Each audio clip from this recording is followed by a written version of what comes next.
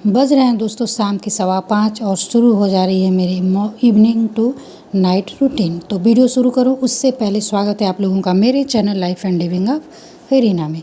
दोस्तों वीडियो पसंद आ जाए तो प्लीज़ एक छोटा सा लाइक ज़रूर कर दीजिएगा और एक प्यारा सा कमेंट कर दीजिएगा। चैनल पे नए हैं तो चैनल को सब्सक्राइब कर लीजिएगा। दोस्तों शाम को ज़रूरी काम ही होता है झाड़ू लगाना, बर्तन धोना। तो सबसे पहले शुरुआत मैं बता दूं, एक बार मैंने चाय बना के पहले सबको पिला दी है, मतलब कि 4:30 बजे करीब में। उसके बाद से ये कुछ बर्तन थे जो मैंने धो लिया और रोताइन भी बर्तन धो के चली गई हैं। तो उन बर्तनों को दोबारा से खंगालना, आप लोगों को पता ही है कि जब रोताइन धो के जाती हैं तो उस बर्तन को दोबारा से ही हम लोग खंगाल के स्टैंड में लगाते हैं। तो मैं जल्दी जल्दी सारे बर्तन को धो ली हूँ और किचन में फिर पानी वगैरह फैल गया है और झाड़ू भी लगाई थी तो मैं पोछा नहीं की थी। हालांकि किचन वगैरह सब साफ़ ही था, लेकिन एक नियम होता है कि सुबह और शाम 2 टाइम घर में झाड़ू पोछा करना चाहिए, तो वो रूल में भी है। तो झाड़ू पोछा बर्तन तीनों काम निपटाने के बाद एक बार फिर से अब मैं पानी पीऊँगी क्योंकि बहुत तेज़ प्यास लग गई है। तो किचन में रबड़ी है और ये आ गई हैं चंपा झाड़ू पोछा करने वाली। तो शाम के टाइम में वो दलानी ओसारा में झाड़ू लगाती हैं और गाय को खिलाती हैं। तो रबड़ी उनको भी दी हूँ तो भी खा के गई पानी पीने और मैं भी खा के पानी पी रही हूँ। और जब मैं उठी थी तब भी मैं पानी पी थी 2 गिलास और अभी भी मैं 2 गिलास पानी लगातार पी रही हूँ। गर्मी इतनी ज़्यादा है कि बार बार बीपी भी लो हो जा रहा है और एकदम वीकनेस सी फील होने लग रही है। तो पानी जितना अधिक पिया जाए उतना बढ़िया है। आप लोग भी पानी पीते रहिए। अगर नॉर्मली आप लोग दिन भर में 10 से 12 गिलास पीते हैं तो कोशिश करिए 20 गिलास पानी पीजिए। हर 10 मिनट पे 1 गिलास पानी पीजिए, हर आधे घंटे पे 1 गिलास पानी पीजिए, क्योंकि गर्मी पूरी चरम सीमा पे है। पानी पीने के बाद तो फिर से जग में पानी भर के मैं फ्रिज में रख दूँगी। और बहुत ठंडा पानी मैं नहीं पीती हूँ, लेकिन गर्मी इतना ज़्यादा है कि एकदम ठंडा पानी ही पीने का बार बार मन कर रहा है और इसीलिए गला भी बैठ गया है। तो पानी वगैरह पी के फिर बाकी जग भर के फ्रिज में रख दिया और बाकी का काम फिर से शुरू। बाहर चाय भेजना है तो पहले चंपा को चाय दे दूँ, वो चाय पीने के लिए ही बैठी हुई हैं। और चंपा को और भी फ्रिज में से कुछ 1-2 सामान है देना है, वो भी मैं निकाल के लगे हाथ दे दूँगी। हालांकि सब्ज़ी वगैरह जब ज़्यादा आ जाता है तो ख़राब होने लगता है तो मैं उठा के दे देती हूँ। घर में सड़ाने से बढ़िया है कि किसी को दे दिया जाए, खा पी ले। तो कुछ था फ्रिज में जो ख़राब हो रहा था, वो मैंने उनको दे दिया और फिर वो चाय पियेंगे, बिस्किट खाएंगे, उसके बाद अपने घर जाएंगे। दोस्तों लाइफ एंड लिविंग का ये वीडियो है, लाइफ एंड लिविंग का ये चैनल है, लाइफ एंड लिविंग का ये ब्लॉग है।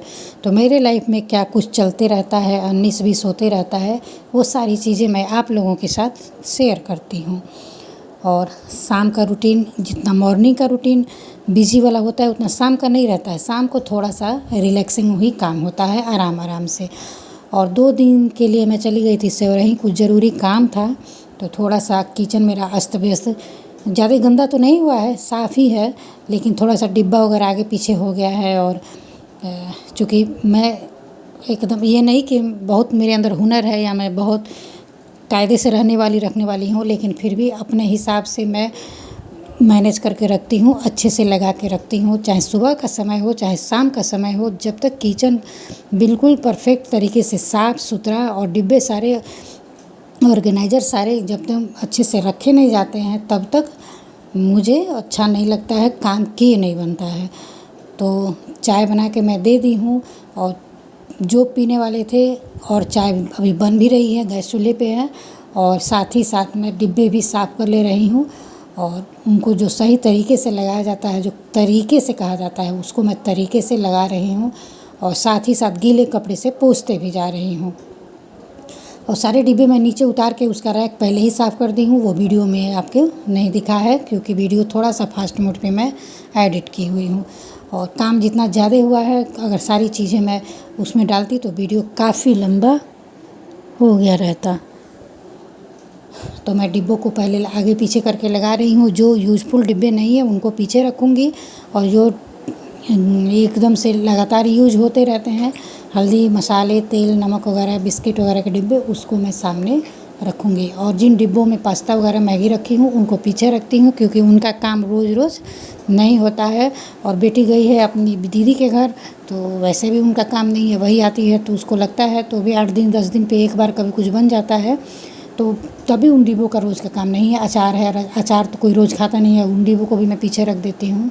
तो जब भी ऐसे लगाएं डिब्बे किचन में तो ऐसे लगाएं कि जो डेली यूज़ का डिब्बा है उसको फ्रंट लाइन पे रखें, और जो अल्टरनेट करके यूज़ करते हैं उनको पीछे लगा के रखें, तो ऐसे आसानी भी रहती है।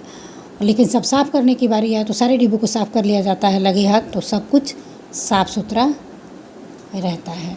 और देखिए चंपा पानी वगैरह पी के आके बैठ गई हैं, चाय के इंतज़ारी में है।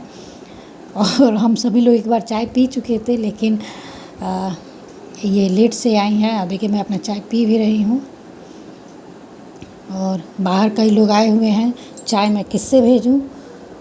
मम्मी पापा को बोलना पड़ेगा, कोई ना कोई आएगा और ले जाके चाय पी बाहर पहुंचाएगा। मैं मम्मी को ही बुलाने जा रही हूँ कि आ जाएं, और मैं चाय तब निकालूँ, नहीं तो ठंडी हो जाएगी। और देखिए मैंने काम करते करते लगे हाथ चाय पानी सफाई और अपना किचन कैसे ऑर्गेनाइज कर दिया। देखने में जितना सुंदर लग रहा है मोबाइल वीडियो में, उससे ज़्यादा सुंदर रियल में देखने में लगता है। अब सारा किचन मेरा हो गया ऑर्गेनाइज, और जब तक मैं किचन में रहूँगी एक भी डिब्बा आगे न पीछे, न ऊपर न नीचे, और ना ही गंदा रहेगा। नहा के आ गई हूँ और बज गया है 7 बजने में 5 मिनट कम है, तो चल के दिया बाती कर लेते हैं। और आजकल उजाला भी आपको पता ही है कि बहुत देर तक उजाला रह रहा है, नहीं तो दिया बाती करने का समय 6:30 बजे का होता है। तो चलिए पहले दिया बाती जला लेते हैं। दोस्तों झाड़ू पोछा बर्तन वगैरह चाय वगैरह करने के बाद से, क्योंकि 2 बार बर्तन भी धोना पड़ा तो सब कपड़ा भी गीला हो गया था, और इतनी अधिक गर्मी लग रही थी, चाहे जितना पानी पियो ठंडा नहीं लग रहा था। तो मैं सोच ली थी कि जब भी दिया जलाऊंगी तो उसके पहले जाके नहा लूँगी अच्छे से, ताकि मन भी फ्रेश हो जाएगा, और तब जाके दिया जलाऊंगी। तो वही मैं फिर नहाने चली गई थी, नहा के आई हूँ तो दिया बाती अपना कर रही हूँ। दिया जलाना होता है, अगरबत्ती जलाना होता है। एक दिया बाहर दहलीज पे रखने के लिए जलाती हूँ, और यहाँ मंदिर में अपने भोग लगा देती हूँ, दिया जला देती हूँ, अगरबत्ती जला देती हूँ, जल चढ़ा देती हूँ।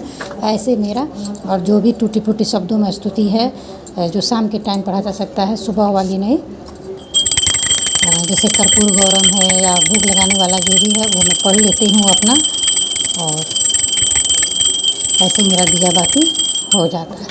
और सबको अपने घर में करना चाहिए, मन में बहुत शांति मिलती है। जिसके घर में मंदिर नहीं है, कोई जगह नहीं है, कुछ नहीं है, बेडरूम में ही जगह है, जहाँ भी रह रहा है वहीं एक फ़ोटो भगवान जी का, जो भी जिस देवता देवी में अपना श्रद्धा रखता हो, अपने इष्ट देव को एक फ़ोटो ही बना लें, पोस्टर ही बना लें, और एक दिया जला दें। उससे उतने से ही भगवान की कृपा आपके ऊपर बनी रहेगी। भगवान के दरबार में हाज़िरी लगाना बहुत ज़रूरी होता है, और संभव हो तो दोनों टाइम हाज़िरी लगाएं, इसका बहुत ही महत्व होता है। मैं बार बार बोलती हूँ कि भगवान के दरबार में, चाहे वो घर के मंदिर हो चाहे बाहर के मंदिर हो, जहाँ भी आपको संभव हो सके, कभी कभार बाहर के मंदिरों में भी जाके हाज़िरी लगाएं।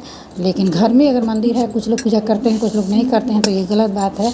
भगवान के दरबार में कुछ नहीं आप कर सकते हैं, सिर्फ 2 मिनट दे सकते हैं। देखिए मेरा मंदिर कितना सुंदर है, सिंपल में ही है, सारे देवता देवी हैं, किशमिश का मैंने भोग लगा दिया है, और मैं जल्दी जल्दी आप लोगों को अपने भगवान लोगों का दर्शन करा दे रही हूँ। उसके बाद से आ गई हूँ मैं किचन में, और किचन में सबसे जो पहला काम, खाना बनाने से पहले मम्मी बोली हैं कि ये मलाई जमा हुआ था तो इसको मथ के घी निकालना है। दोस्तों मलाई दूध की मलाई है, इकट्ठी की जाती है 3 दिन से 4 दिन, हल्का सा दही जामुन डाल के इसको जमा दिया जाता है। जब जम जाए तो इसको फ्रीज में रख दें, और गर्मी का दिन है तो फ्रीज में ही रखें, और फ्रीज से तुरंत निकाल के, और जैसे उसको मथते हैं बिना पानी वगैरह डाले, वो तुरंत घी छोड़ देता है। और देखिए अगर आप सोचेंगे कि बाहर निकाल दें तो जब मन करेगा तब, नहीं, तब वो घी छोड़ेगा ही नहीं, बल्कि आपको एकदम फ्रीज में उसको ठंडा ही रहने देना है, और जैसे निकाले वैसे उसको मथें। मुश्किल से 5 मिनट का भी समय नहीं लगता है, और फर्स्ट क्लास का ये मक्खन मलाई में से निकल जाता है। और जैसे ये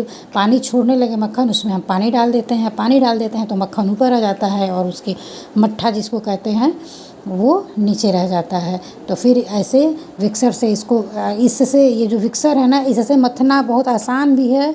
मथनी नहीं है तो आप इसको एक मंगा लें, ये बढ़िया ऑप्शन है दही मथने का।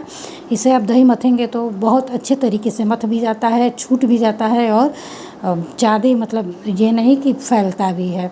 और इसकी सहायता से ना जो मक्खन है वो बहुत आसानी से इकट्ठा भी हो जाता है, उसका गोला भी बन जाता है।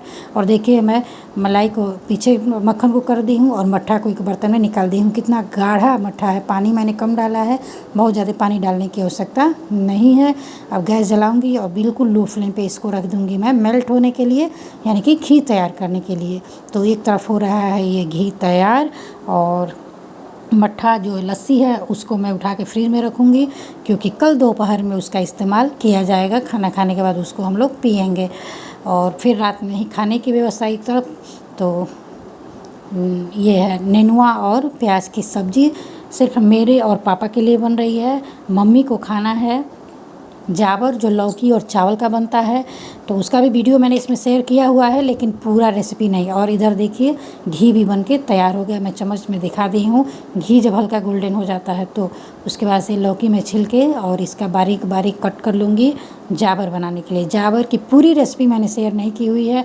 अगर आपको पता करना है कि जावर कैसे बनाए बढ़िया तरीके से, कम सामान में टेस्टी वाला, हेल्दी वाला, तो कमेंट में करिएगा। तो मैं कैसे बनाती हूँ जावर, बाकी लोग कैसे बनाते हैं मुझे नहीं पता, लेकिन मैं कैसे बनाती हूँ कि इतना टेस्टी, इतना अच्छा लगता है, उसकी रेसिपी मैं अलग से शेयर कर दूँगी। और एक ये मीडियम साइज़ की लौकी थी, इसमें करीब 250 ग्राम के करीब मैंने चावल लिया हुआ है, और कुकर में डाल दी हूँ सिंपल सा घी, और उसके बाद डाल दी हूँ लौकी कटी हुई। ये हल्की सी जब भुन जाएगी तो इसमें हम ऐड कर देंगे चावल, और जितना चावल रहता है उसके 5 गुना अधिक इसमें पानी डाला जाता है, क्योंकि ये जावर हमेशा खिचड़ी के जैसे पतला ही बनाया जाता है। आपको मन करे तो कुकर में सीटी लगा के बनाए, मन करे तो खुले भगोने, पतीली, कढ़ाई, किसी भी चीज़ में बनाए, लेकिन जब लौकी और चावल गल जाए तब बड़े कलछुल में फिर अलग से देसी घी लेते हैं, उसमें जीरा और हरा मिर्चा का तड़का तैयार करके इसको तड़का लगा देते हैं। चूँकि ये सब मैंने शेयर नहीं किया, इसलिए मैं पहले आप लोगों को बता देती हूँ। तड़का लगाने के बाद से उसमें नमक डालते हैं, आखिरी में उसमें नमक डालते हैं जब दूध वगैरह सब कुछ पड़ जाए। ये मेरा तो अभी बन रहा है। ये चावल डालने के बाद से उसका मैंने 5 गुना अधिक इसमें पानी डाला हुआ है, और धीरे धीरे खुले में ये पकेगा। और जब खुले में पकता है तो इसके में मीठापन ज़्यादा आता है और बहुत ही अच्छा लगता है। और जब तो दोस्तों आई होप आज का वीडियो आप लोगों को पसंद आएगा। काम करते करते हालत ख़राब हो गई है, और सब काम निपटाने के बाद से बैठी हुई हूँ, 5 मिनट रिलैक्स होंगी, उसके बाद से जाऊँगी अनुपमा देखने, फेस वॉश करूँगी और अपना जो नाइट स्किन केयर होता है वो करूँगी। मन तो नहीं कर रहा है, इतनी थकी हुई हूँ कि मन करा भी जाके सो जाऊँ, लेकिन नहीं, जो काम छूट जाएगा वो छूट जाएगा। खाना वाना बनाने से बहुत सारा पसीना वसीना हुआ है, तो इसको भी ठीक करना है, तो ज़रूरी है फेस वॉश करना। गर्मी इतनी ज़्यादा है, हालांकि मेरा 2 बार फेस वॉश हो चुका है। जब शाम को नहाने गई हूँ दिया बाती के लिए तो भी की थी, लेकिन अभी फिर खाना बनाने की वजह से तेल और पसीना हो गया है, तो फेस वॉश करूँगी और अपना जो सीरम और नाइट जेल लगाती हूँ वो लगाऊंगी। तो मिलती हूँ दोस्तों अगले वीडियो में, तब तक के लिए take care and bye bye.